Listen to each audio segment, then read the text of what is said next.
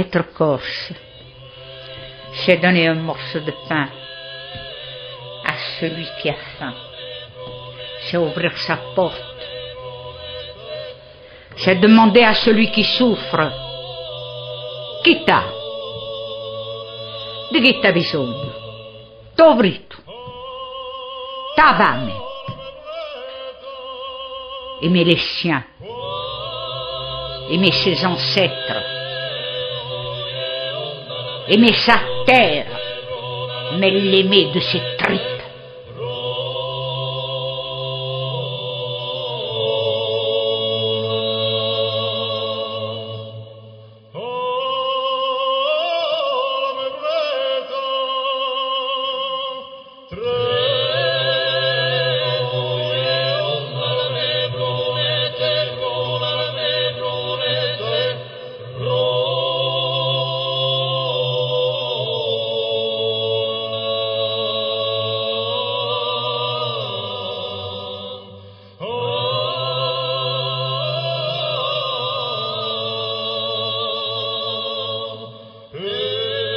La lutte contre la spéculation immobilière, cheval de bataille des mouvements nationalistes, est aujourd'hui partagée par une grande partie de la population.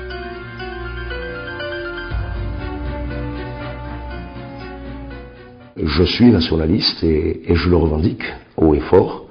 Mon équipe ne l'est pas. Il y a des gens de sensibilité nationaliste dans le conseil, dans mon conseil municipal. Il y a des gens qui ne le sont pas. Mais ce qui nous a unis, c'est justement cette même conception du village. Préserver véritablement notre village pour que notre village garde une âme et ne devienne pas une de ces banlieues, même si ce sont des banlieues ajaxiennes, où finalement les gens vivent dans les lotissements sans aucune convivialité, sans aucune solidarité.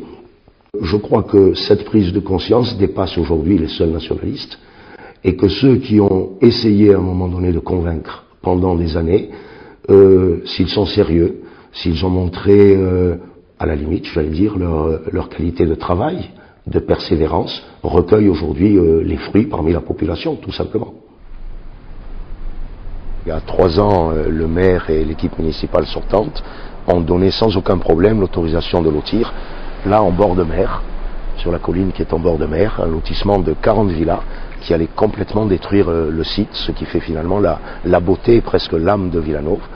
Donc notre équipe, qui était déjà sur le terrain à l'époque, a réagi, a sensibilisé la majorité de la population. Et comme il s'agissait d'un lotissement et qu'il y avait enquête publique, on a réussi à faire déplacer, ce qui est peu commun en Corse, 180 personnes à la mairie pour signer l'enquête publique et donner un avis contre. Et finalement, la commissaire enquêtrice, parce que c'était une femme, a émis un avis très défavorable grâce à notre équipe et grâce à l'aide de la population, et le lotissement ne s'est pas fait. C'est pas avec une loi qui régit l'environnement et le domaine maritime qu'on va s'opposer à la spéculation. La spéculation, c'est un problème financier. Pour résoudre un problème financier, il faut un code des investissements. Il suffit, on peut faire la liste des sites remarquables et faire ensuite, en plus, un code des investissements qui dirait, par exemple, toute acquisition de terrain dans le but d'une revente immédiate, par exemple fait couramment par les lotisseurs et les promoteurs, est interdite. C'est-à-dire que toute acquisition de terrain qui est revendue dans les 15 ans qui suivent paye 200% de taxes sur la valeur du terrain. Moyennant quoi, il n'y aurait aucun risque de spéculation.